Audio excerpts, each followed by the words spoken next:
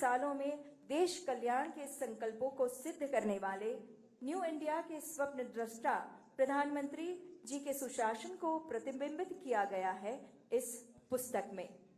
आज हमारे लिए ये हर्ष की बात है कि इस पुस्तक के गुजराती संस्करण के अनावरण के अवसर पर आज हमारे बीच विभिन्न क्षेत्रों के ऐसे सभी महानुभाव उपस्थित हैं जो किसी न किसी तरह मोदी जी से एसोसिएटेड रहे हैं। हम आप सभी का हृदय से स्वागत करते हैं। आज मंच पर महानुभावों का अब विधिवत स्वागत करने के लिए मैं अनुरोध करूंगी गुजरात के माननीय मुख्यमंत्री श्री भूपेंद्र पटेल जी से कि आप माननीय केंद्रीय संरक्षण मंत्री श्री राजनाथ सिंह जी का इस अवसर पर स्वागत अभिवादन करें।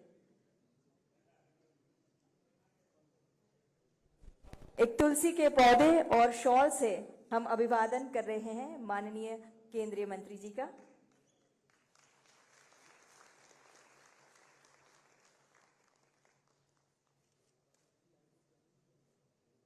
धन्यवाद।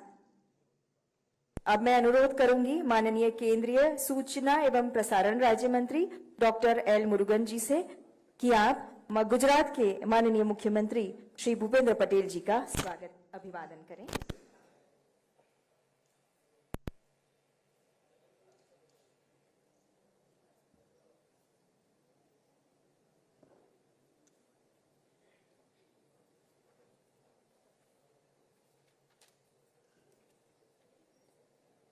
शॉल और तुलसी के पौधे से हम अभिवादन कर रहे हैं महानुभावों का।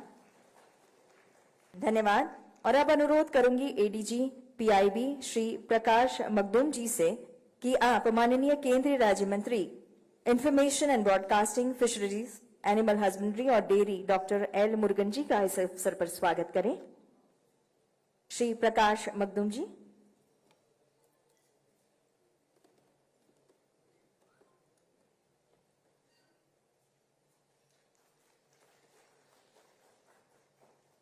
हम भी बहुत बहुत तालियों से इन महानुभावों का अभिवादन करें। धन्यवाद। I now invite Dr. L. Murugan, Honorable Union Minister of State, Ministry of Information and Broadcasting, Fisheries, Animal Husbandry and Dairy for his welcome address. Please, sir.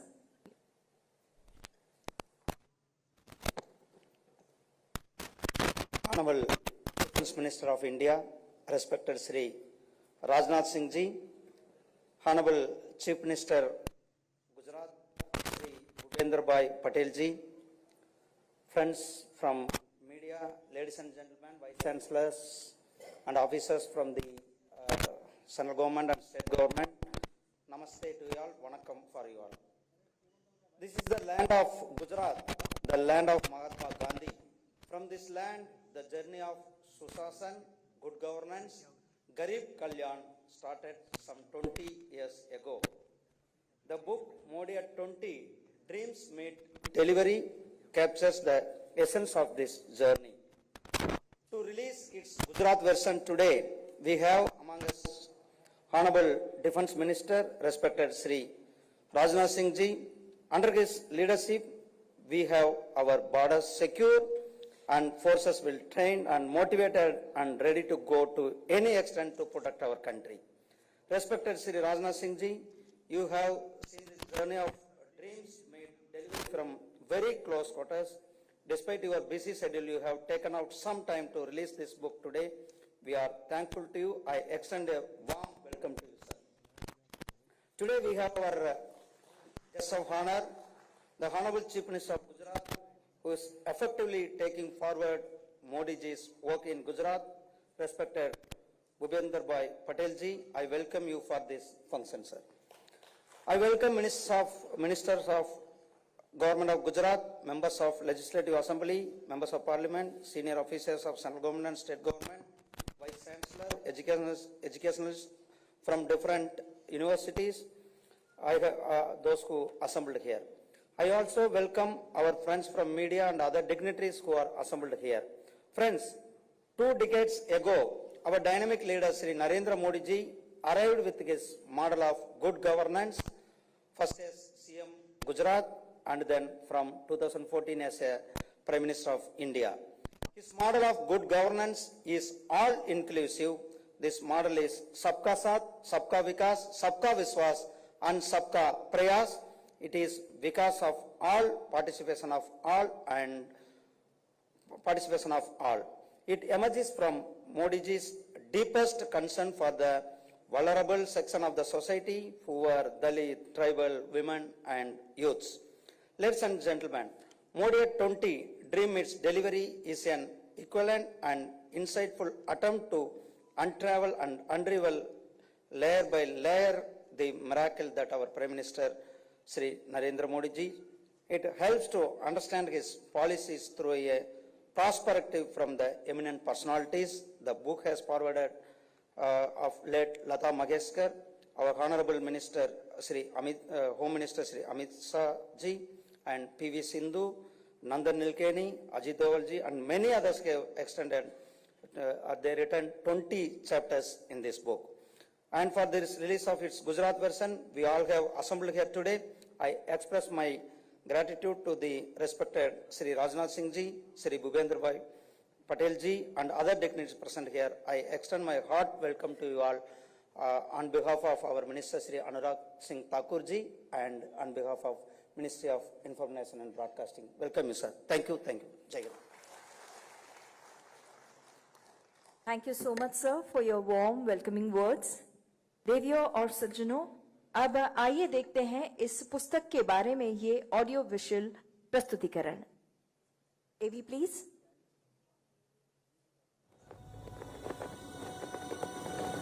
मैं नरेंद्र दामोदर दास मोदी ईश्वर की शपथ लेता हूं कि मैं विधि द्वारा स्थापित भारत के संविधान के प्रति सच्ची श्रद्धा और निष्ठा रखूंगा। नेता, राजनीतिज्ञ, दीर्घद्रष्टा 20 વર્ષની સફરમાં શ્રી નરેન્દ્ર મોદીએ ઘણી ભૂમિકાઓ ભજવી છે। ગુજરાતના મુખ્યમંત્રી તરીકેના 3 ટર્મના શાસનકાળમાં તેમણે સામાજિક અને આર્થિક અવ્યવસ્થા સામે ઝઝૂમતા રાજ્યને ભારતના સૌથી સમૃદ્ધ અને ઝડપથી વિકસતા રાજ્યોમાંથી એક બનાવી દીધું। मैं मॉडर्नाइजेशन का पक्षकार हूं, लेकिन मॉडर्नाइजेशन विदाउट वेस्टर्नाइजेशन। સતત 2 ટર્મ વડાપ્રધાન તરીકે પણ તેમણે પોતાની દીર્ઘદ્રષ્ટિ સાથે સામાજિક અને આર્થિક સુધારાઓ કરી ભારતને એક આત્મનિર્ભર દેશ તરીકે વિકસાવવાનું શરૂ કર્યું, જેના કારણે 1.3 અબજ ભારતીયો બન્યા પહેલાથી વધુ સશક્ત। એક રાજનીતિજ્ઞ તરીકે તેમણે પરસ્પર વૈચારિક મતભેદ ધરાવતા રાષ્ટ્રોમાં પણ સન્માન મેળવનારા વિશ્વના ગણ્યા ગાંઠ્યા નેતાઓમાં સ્થાન મેળવ્યું। મોદી એટ 20 સપના થયા સાકાર। સતત 20 વર્ષ સુધી લોકતાંત્રિક રીતે ચૂંટાયેલી સરકારના વડા તરીકે શ્રી નરેન્દ્ર મોદીની ઐતિહાસિક સફરનું વર્ણન કરવા બૌદ્ધિકો, નીતિ નિર્માતાઓ, અગ્રણી ઉદ્યોગપતિઓ અને વિવિધ ક્ષેત્રના નિષ્ણાતોને એક મંચ પર લાવવામાં આવ્યા। સૈદ્ધાંતિક અને વિશ્લેષણાત્મક અવલોકનો અને શ્રી નરેન્દ્ર મોદી સાથે કામ કરવાના અનુભવોના નિચોડ સમાન મોદી એટ 20 એમના 2 દાયકાના સર્વગ્રાહી દ્રષ્ટિકોણને રજૂ કરે છે। 7 ઓક્ટોબર 2021ના રોજ શ્રી નરેન્દ્ર મોદીએ લોકતાંત્રિક રીતે ચૂંટાયેલી સરકારના વડા તરીકે 20 વર્ષ પૂર્ણ કર્યા, જેમાં ગુજરાતના મુખ્યમંત્રી તરીકે 12.5 વર્ષ અને ભારતના વડાપ્રધાન તરીકે 8 વર્ષ પૂર્ણ કરવા એ પોતાનામાં જ એક નોંધપાત્ર સિદ્ધિ છે। 2001 પહેલા શ્રી નરેન્દ્ર મોદી કોઈ પણ પદ ઉપર ચૂંટાયા નહોતા અને એ પછી સતત 5 ચૂંટણીઓમાં અપરાજિત રહ્યા। 2002, 2007 અને 2012માં ગુજરાતના મુખ્યમંત્રી તરીકે અને 2014 અને 2019માં દેશના વડાપ્રધાન તરીકે ચૂંટાયા। સમયની સાથે તેમની લોકપ્રિયતા પણ વધતી ગઈ। ચાલો આપણે વિવિધ પ્રકરણોના લેખકો પાસેથી સાંભળીએ એવી વિશેષ બાબતો જેનો તેમણે તેમના પ્રકરણોમાં ઉલ્લેખ કર્યો છે। Narendra Modi's unstinting support to entrepreneurs, to the startup world, to people who build the nation through enterprise has been unstinting over his entire journey. And I've had the privilege of being associated with him through this entire period of 20 years. Modi ji has repeatedly emphasized that our nation must transition from women's development to women-led development. In my article, I have written that what a modular approach meant to him, how one project led to another project, then to the third project, and ultimately the final message was well-being of the masses. For him, it is nation which matters, and he always thought that he lives for the nation. I have given a true incident. 20 years back, I met mother and a child. A mother was a cook. A child was going to school. And I met them and I talked to them. The mother told me that she wants her daughter should become a receptionist. And that is her aim in life. Now, the girl has become an entrepreneur. I asked her why it happened, how it happened, and what is the reason. She said, I have changed in 20 years. Government is extremely supportive in all their schemes, and she went on telling that how her parents have a bank account. A great leader can inspire people. He can bring a wind of change in many directions. And that is what has happened in our country. Gujarat's agriculture achieved a tremendous rate of growth of 9.2% per annum. This is unheard of in the Indian history of agriculture in any state. I would say this is the first time in the history of thousands of years of India, India has exported 20 million tons of rice in 21-22 in a global market of about 50 million tons. PM Modi says that India's attitude towards meeting its goals has changed from chalta hai to badal sakta hai, which has struck a chord with me. This is the same attitude that a young person brings to whatever he or she approaches. It is the same attitude that PM Modi has shown in governance too. I've looked deeply at the environmental and ecological leadership provided by Mr. Modi, including on issues related to climate change. Mr. Modi has shown that development and sustainability can coexist. Our culture has been, in a sense, under attack for a long time.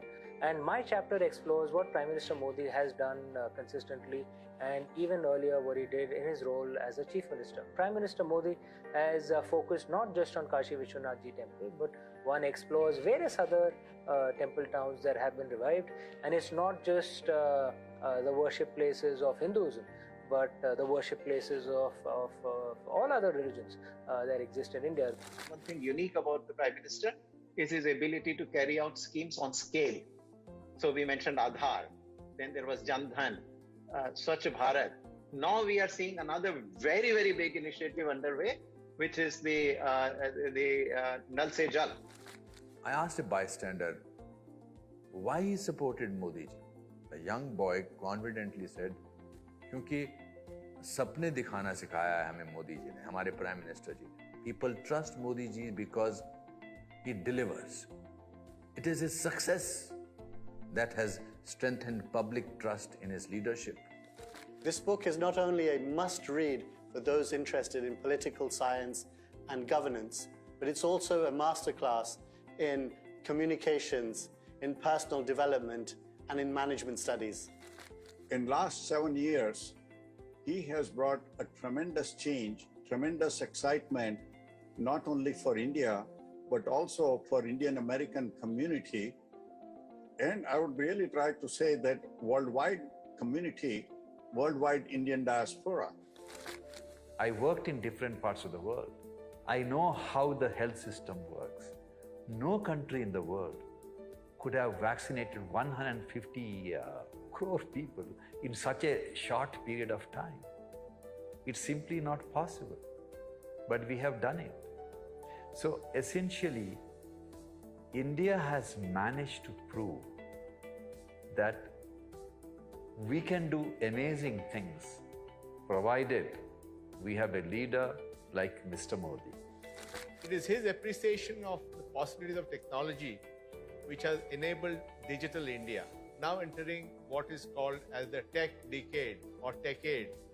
And just as we used technology to build Aadhaar, the Jam Trinity, many more things are happening. India is a digital leader in financial transactions done digitally.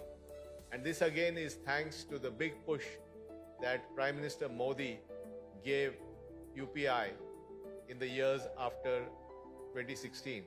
A deeply nationalistic figure, someone who's almost driven by his desire to take India to a higher level, and the same nationalistic figure is actually very international, with an enormous curiosity about the world.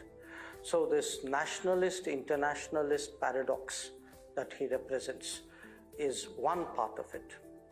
The other, of course, is a leader who's very steeped in our history and culture, but who still realizes the promise of technology, who has a great belief in the power of science, who again uses one to reinforce the attractiveness and the strength of the other. There's a very strong orthodoxy about foreign policy. And I find it very fascinating about Prime Minister Modi that he had both the ability, the determination, and in some ways the vision to challenge that orthodoxy. I mean, I begin with how he actually, at the first swearing in, the idea of getting all our neighboring leaders to India was itself was a departure from traditional diplomacy as we know it. So in that sense, in the domain of foreign policy, certainly was a breath of fresh air.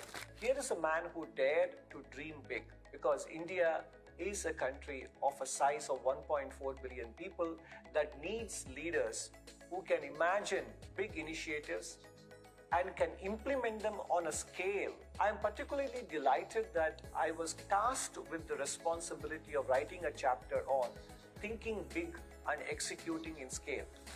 How do you deliver female empowerment is through sanitation. And the whole toilet program, providing toilets for every house, was a major campaign, a very, very successful campaign. As economists, we generally keep our focus on a few macro indicators. But if you look at the real economy of India, bringing down open defecation or giving access to over 100 million toilets within the first 4 or 5 years of governance, I think has been one of the biggest achievements of Prime Minister Modi.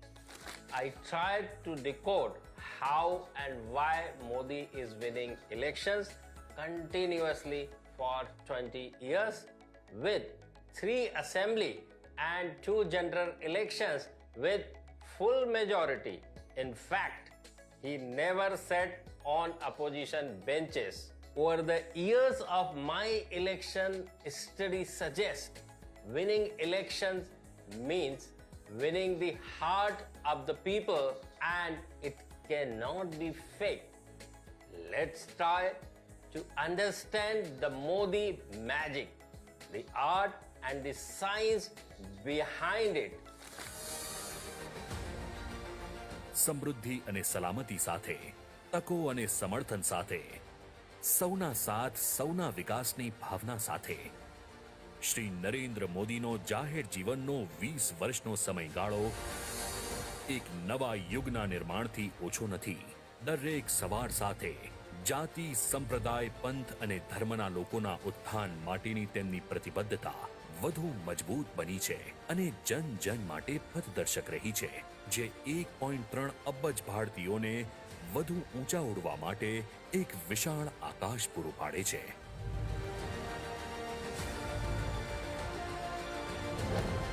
આપણા યુગની આ મહત્વપૂર્ણ તવારીખ ઉપલબ્ધ છે તમામ retail outlets અને online platforms પર, જે બનશે તમારી ચર્ચાઓ અને વિચારણાઓનો સ્ત્રોત. Happy reading. तो हमने देखे उन महानुभावों के कुछ विचार जिन्होंने इस पुस्तक में माननीय प्रधानमंत्री जी के व्यक्तित्व, उनके कार्य और उनके साथ के अनुभवों को कलमबद्ध किया है.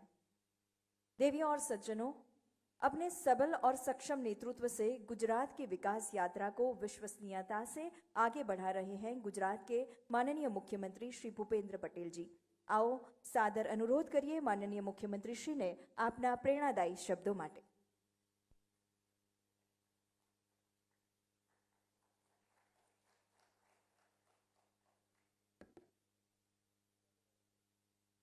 રાજ્યના પાટનગર ખાતે આયોજિત મોદી એટ 20 સપના થયા સાકાર પુસ્તકના ગુજરાતી સંસ્કરણના વિમોચન પ્રસંગે આપણી સૌની સાથે મંચ ઉપર ઉપસ્થિત આદરણીય રક્ષા મંત્રી શ્રીમાન રાજનાથસિંહજી, પ્રસારણ રાજ્યમંત્રી શ્રી એલ મુરુગનજી, ગુજરાત વિધાનસભાના અધ્યક્ષ ડૉક્ટર નીમાબેન આચાર્ય, મારા સાથી સૌ મંત્રીશ્રીઓ, સંગઠનના સૌ પદાધિકારીશ્રીઓ, પ્રબુદ્ધ નાગરિકશ્રીઓ, ઉપસ્થિત અધિકારીગણ, આમંત્રિત મહાનુભાવો, પ્રેસ મીડિયાના મિત્રો, સૌને મારા નમસ્કાર।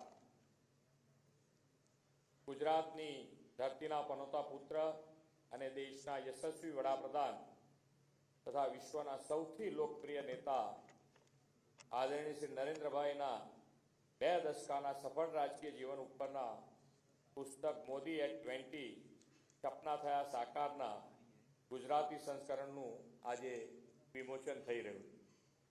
માન્ય રક્ષામંત્રી શ્રી રાજનાથસિંહજી અને માહિતી પ્રસારણ રાજ્યમંત્રી શ્રી એલ મુરુગનની આ પ્રસંગે ઉપસ્થિતિ આ આખાય પ્રસંગને દીપાવનારી બની છે। એક સામાન્ય પરિવારનું સંતાન રાષ્ટ્રહિતની સમર્પણ ભાવનામાં પોતાનું જીવન ખપાવી દે તે ઘટના ગુજરાતીઓ અને દેશ માટે ગૌરવની ઘટના છે। આદરણીય વડાપ્રધાન શ્રી નરેન્દ્રભાઈ મોદીએ દેશના રાજનૈતિક ઇતિહાસમાં વિકાસની રાજનીતિનો નવો અધ્યાય રચ્યો છે। 2 દાયકાની તેમની આ સફળતા અને તેમના નેતૃત્વમાં દેશની વૈશ્વિક પ્રગતિની સિદ્ધિઓનું નિરૂપણ આ પુસ્તકમાં થયું છે। 20થી વધારે મહાનુભાવોએ આ પુસ્તકમાં આદરણીય નરેન્દ્રભાઈ મોદીના 20 વર્ષના શાસનને આગવા દ્રષ્ટિકોણથી વર્ણવ્યું છે।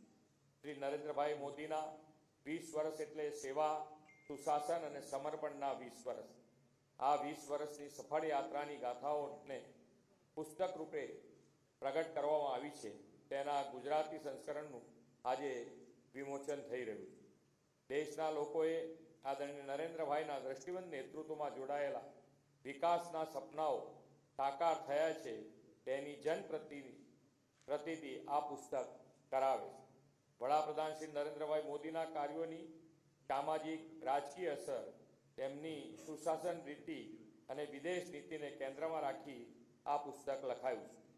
કોઈ વ્યક્તિ દરેક ક્ષણ દેશને સમર્પિત કરી સ્વને ભૂલી કાર્ય કરતી હોય ત્યારે તેમના વિશે લખવું એ તેમનું ઋણ ચૂકવવા સમાન છે।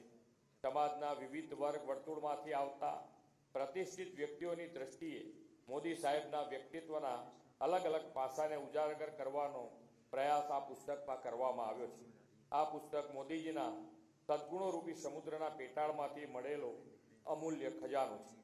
લ્યુક ટ્રસ્ટ ડિજિટલ ફાઉન્ડેશન અને નવભારત પબ્લિકેશને આ પુસ્તક સંપાદન અને પ્રકાશન કરવા બદલ અભિનંદન આપું છું। ગુજરાત આજે દેશનું રોલ મોડેલ સ્ટેટ ગણાય છે।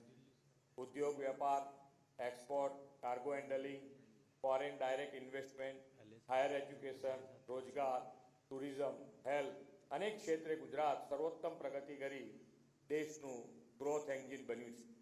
એવા સંખ્યાવંત માનાંકો છે, રેન્કિંગ છે, જેમાં ગુજરાત દેશભરમાં અગ્રેસર છે। પરંતુ વડાપ્રધાન શ્રી નરેન્દ્રભાઈ મોદી જ્યારે ગુજરાતના મુખ્યમંત્રી બન્યા ત્યારે રાજ્યની સ્થિતિ અત્યાર કરતાં ઘણી જુદી હતી। તે સમયે ગુજરાતમાં વીજળી, પાણી, સ્વાસ્થ્ય, શિક્ષણ જેવી પાયાની સુવિધાઓ પૂરતી ન હતી। આજે ગુજરાતનો જે માળખાકીય વિકાસ થયો છે તે વડાપ્રધાન શ્રી નરેન્દ્રભાઈ મોદીના કુશળ નેતૃત્વને આભારી છે। તેમણે દેશની જનતાને વોટ બેંકની રાજનીતિને બદલે વિકાસ, ગુડ ગવર્નન્સ આધારિત રાજનીતિની ભેટ આપી છે।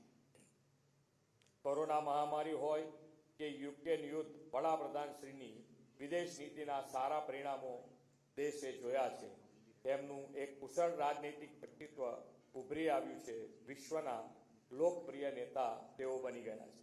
આવા રાષ્ટ્રોપાસકનું ગૌરવગાન આ પુસ્તકના માધ્યમથી થાય તે શ્વાનામાં સુગંધ સમાન છે.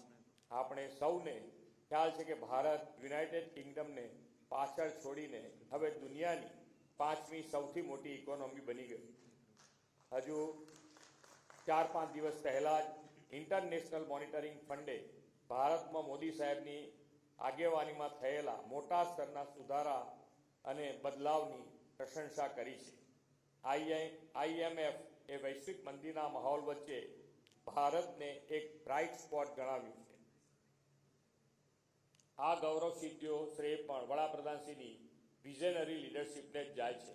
કાશ્મીર અંગેની કલમ 370ની નાબૂદી, સર્જિકલ એર સ્ટ્રાઇક, વિસ્તારવાદી શક્તિ સામે દેશનું માથું ઊંચું રાખવું, રામ જન્મભૂમિ મંદિર શિલાન્યાસ, આ બધા કામ મોદી સાહેબ જેવા યુગ પુરુષ જ કરી શકે.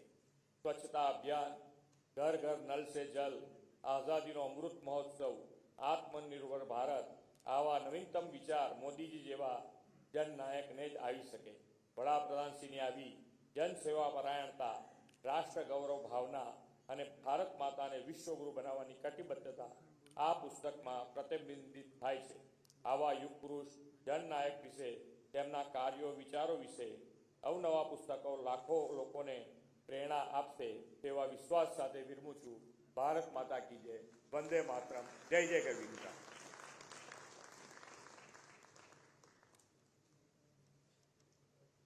खूब खूब आभार माननीय मुख्यमंत्री श्री आपनो.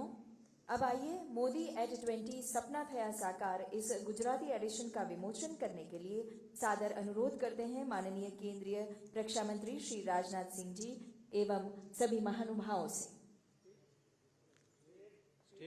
Books please.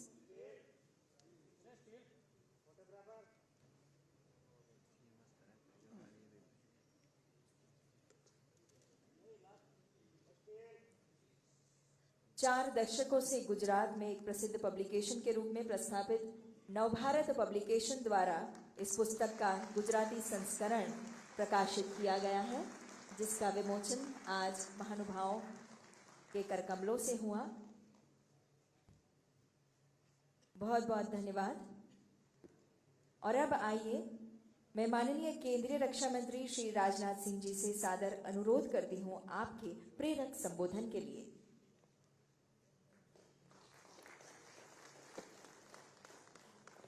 प्रेरक संबोधन.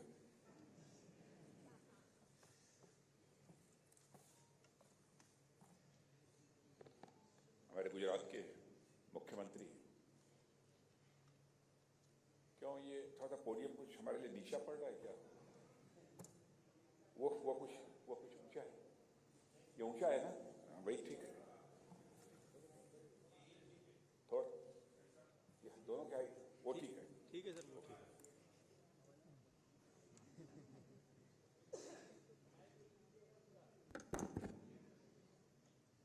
ये ठीक है. हमारे गुजरात के यशस्वी मुख्यमंत्री श्री भूपेंद्र भाई पटेल, सूचना एवं प्रसारण मंत्री, बहुत ही डायनेमिक लीडर हैं हमारे साउथ, मिस्टर एल मुरुगन जी, यहां उपस्थित सभी सम्मानित देवियों व सज्जनों, जैसा हमारे मुख्यमंत्री भूपेंद्र भाई ने बतलाया और हमारे एल मुरुगन जी ने भी बतलाया, मोदी @20 इसके गुजराती संस्करण का आज विमोचन हुआ है. वैसे जिस समय यह पुस्तक छपी थी उस समय आज के हमारे प्रधानमंत्री मोदी जी के मुख्यमंत्री प्रधानमंत्री के रूप में काम करते हुए 20 वर्षों का समय गुजरा. लेकिन गुजराती संस्करण जब हम यहां पर उसका विमोचन कर रहे हैं तो मोदी @20 की जगह मोदी @21. यह संयोग देखिए, गुजराती संस्करण का विमोचन करने का अवसर मुझे ही प्राप्त. अभी राष्ट्रीय रक्षा विश्वविद्यालय के दीक्षांत समारोह कन्वोकेशन को एड्रेस करने के बाद सीधे मैं आया हूं और आधे घंटे के बाद आप सबके बीच यहां पर मैं मौजूद हूं। कभी कभी मैं सोचता हूं कि ये सब संयोग क्यों बनते हैं। गुजरात के साथ हमारा क्या रिश्ता? बराबर हमारे दिमाग में एक बात आती है, भले ही मैं गुजरात में नहीं पैदा हुआ, भले ही मैं गुजरात की मिट्टी में खेल कूद कर बड़ा नहीं हुआ, लेकिन मेरी मां का नाम गुजराती देवी है।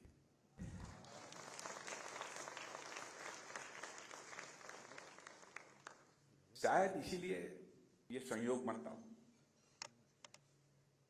ईश्वर की लीला अद्भुत है, कुछ कहा नहीं जा सकता। और मैं यह भी कहना चाहता हूं कि मोदी जी के बारे में जो कुछ भी मैं कहूंगा वह अतिशयोक्तिपूर्ण नहीं होगा। जो कुछ उन्होंने काम किया है इसका एग्जैगरेशन नहीं हो। मैं सोच रहा था कि पहले मैं एक्सटेम्पोर्ड जैसे जनरल भाषण होता है वैसे जाकर मैं बोल दूं, लेकिन मुझे लगा जब तक कुछ पॉइंट्स लेकर लोगों के सामने मैं नहीं बोलूंगा तो पुस्तक के विमोचन में उस पुस्तक के साथ वह जस्टिस नहीं होती। इसलिए सामान्यतः पुस्तकों के विमोचन में पॉइंट्स लेकर ही हमको बोलना चाहिए। मैं मोदी जी के बारे में कह सकता हूं, अब वह केवल प्रधानमंत्री ही नहीं हैं बल्कि या जननेता ही नहीं है, मैं कह सकता हूं देश के सांस्कृतिक पुनर्जागरण के प्रतीक हैं।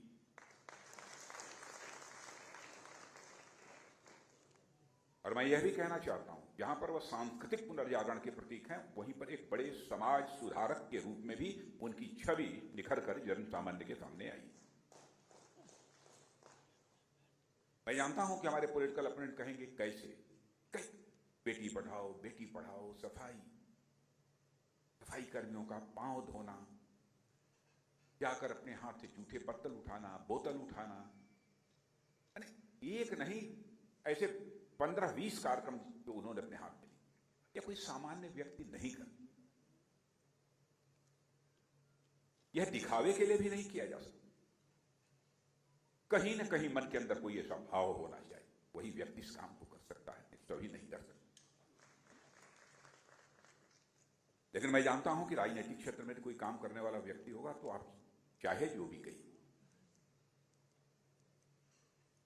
लोगों को लगता है कि भाई अभी तो उसी पार्टी के हैं, प्रधानमंत्री हैं, इसलिए यह बातें बोल। बहन भाइयों, सामान्यतः मेरे स्वभाव पर आप जानते होंगे तो मैं ऐसा नहीं करता हूं। जो सच है वही बोलता हूं, जो सच है वही बोलता हूं। वर्तमान को सुधार कर वे अब मैं इस नतीजे पर पहुंचा कि वर्तमान को सुधार कर अब वे अगले कई दशकों के लिए देश की दिशा को बदलने का काम कर रहे, आगामी कई दशकों के लिए देश की दिशा को बदलने का काम कर रहे। आप ये कहेंगे कि ये कैसे? अभी गुजराती में जब हमारे बोल रहे थे हमारे मुख्यमंत्री भूपेंद्र जी पटेल, उन्होंने इंटरनेशनल मॉनिटरी फंड की डायरेक्टर जनरल का एक स्टेटमेंट, उसकी चर्चा उन्होंने की। क्रिस्टलीना जारी क्या कहा है उन्होंने? Indian deserves to be a bright spot due to its part growing economy and structural reform. International Monetary Fund की पीजी का यह बोलना कोई सामान्य बात नहीं है। चारों तरफ अर्थव्यवस्था को लेकर अंधियारा हुआ छाया हुआ है। यदि कहीं पर रोशनी यदि दिखाई देती है तो भारत में रोशनी दिखाई देती है, भारत की अर्थव्यवस्था में रोशनी दिखाई देती है। यह कोई छोटी बात नहीं है। अब हमारे मोदी जी कई दशकों के लिए देश की दिशा बदलने का काम कर रहे हैं, यानी भविष्य। अपने गवर्नेंस और फैसलों से वे भारत के भविष्य के नियंता बने। वे भारत के वर्तमान के लिए नहीं बल्कि मैं कहूंगा भारत के भविष्य के लिए इस समय काम कर रहे हैं। वर्तमान के लिए तो करते ही हैं, भविष्य के लिए भी काम कर रहे हैं। और मित्रों, मोदी जी इतिहास की एक ऐसी लकीर है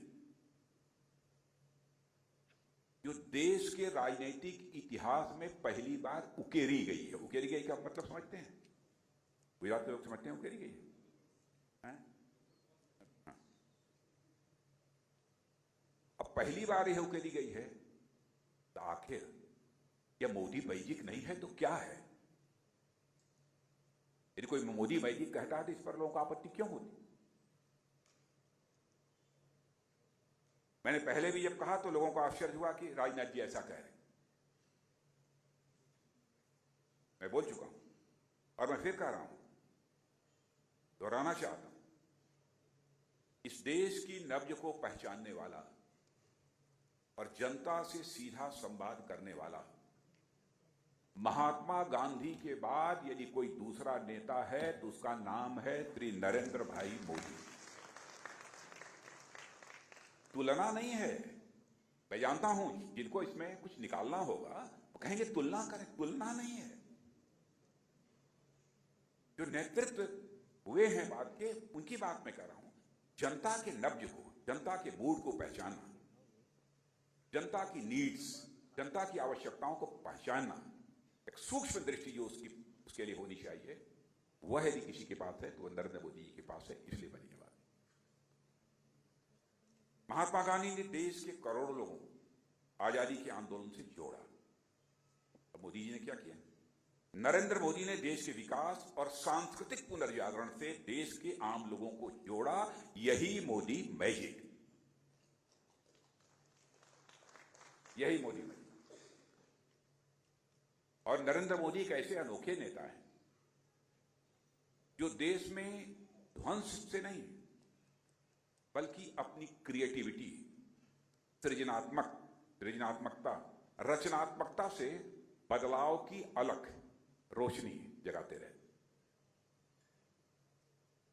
वे अपनी रचनात्मकता से देश में सांस्कृतिक पुनर्जागरण का अभियान इस समय छेड़े हुए। आप कहेंगे कैसे? सोमनाथ देख लीजिए, भव्य स्वरूप किसने दिया है? फिर आइए केदारनाथ देख लीजिए, फिर आइए अयोध्या देख लीजिए, भव्य राम का मंदिर देखा होगा कि टेलीविजन पर चल रहा था कि कैसा स्वरूप है, कैसा बन रहा है। काशी चले जाइए, काशी विश्वनाथ, सोचा था आपने ऐसा काशी विश्वनाथ मंदिर? और अब महाकाल का बदलता हुआ दिव्य और भव्य स्वरूप उज्जैन में आपने देखा। यह देश के सांस्कृतिक पुनर्जागरण की मिसाल नहीं है तो क्या है? जो लोग मोदी जी की आलोचना करने वाले लोग हैं, उनसे मैं इस सवाल को पूछना चाहता हूं, इसे क्या कहें? क्या इसे वोट बैंक की पॉलिटिक्स कहें? क्या कहना चाहिए? दूसरी चीज, एक जमाना था जब नेता आंदोलनों से पैदा हो, फिर नेता कुछ ऐसे भी पैदा हुए जो जातीय गोलबंदी के आधार पर कुछ जातियों के नेता बने। नेता गढ़ने वाले आंदोलन बंद हो गए